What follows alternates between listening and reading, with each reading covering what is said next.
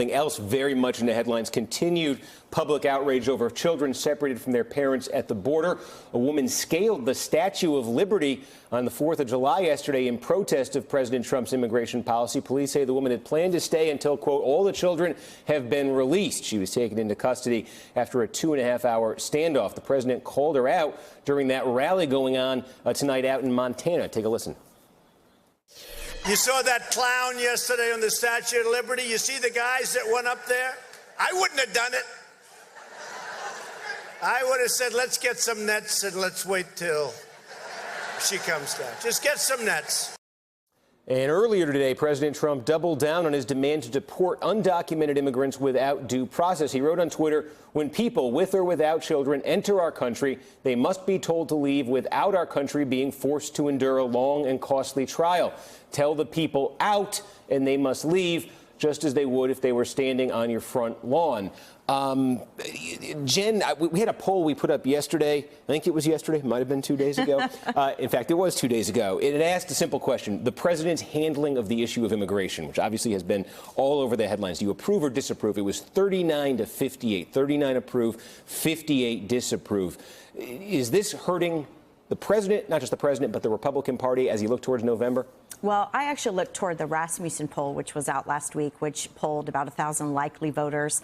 That's the best indicator we know from Gallup and other organizations, that 54% of all voters think that the parents of these illegal immigrant parents are actually to blame, and that the Trump administration is not to blame. The interesting number out of that Rasmussen poll was actually 56% of independents also thought that. I think that's an alarming number for Democrats who think that they're doing the right thing by taking this sharp left turn on immigration, sharp left turn calling for the abolishment of ICE. It's not my job to interrupt my opponents while they're making a mistake as a GOP strategist, but if I were advising Democrats, I would say be very, very careful on this issue. The majority of Americans like law and order. Let me ask you this, and I want to get Adrian on the Democratic side, but in terms of the level of outrage, because I take your point, and I've seen some polling that says when you get away from the separation issue, it's more complicated. Yep. But does the separation issue touch people at a particularly emotional, visceral level in a way that it outweighs the other issues at work here? No, in fact, this included the separation issue. This was taken the end of June, the last few days of June, when the separation issue was already No, but what I'm saying is we know the separation issue polls terribly. Yep. And we know that on broader attitudes towards the border, there's a lot more complexity in public opinion. What I'm asking, though, is the emotional impact of seeing children separated from their parents, of reading stories about this has gone on for month after month after month. I have to take a DNA test maybe now to go see my kid, that sort of thing.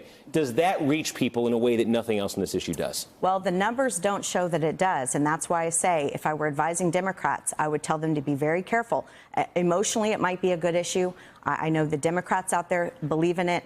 But by the numbers, and that's how I've lived and died at the ballot box, the numbers do not represent that there's a concern. Do you see that in the numbers? I think we're looking at different polls here. The polls I have seen is that this is the one issue that has actually dipped into the evangelical base, that has been a stalwart supporter of Trump since the very beginning, since he announced that he was running for president.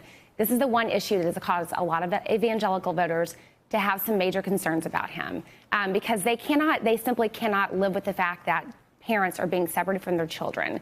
And these are parents who are also seeking asylum. And yes, there are people who are coming over here illegally, but the majority of the people, as we know, that are coming over here are seeking asylum from horrific situations. And that is where you're seeing a major, major dip into the evangelicals. Hey there, I'm Chris Hayes from MSNBC. Thanks for watching MSNBC on YouTube. If you want to keep up to date with the videos we're putting out, you can click subscribe just below me or click over on this list to see lots of other great videos.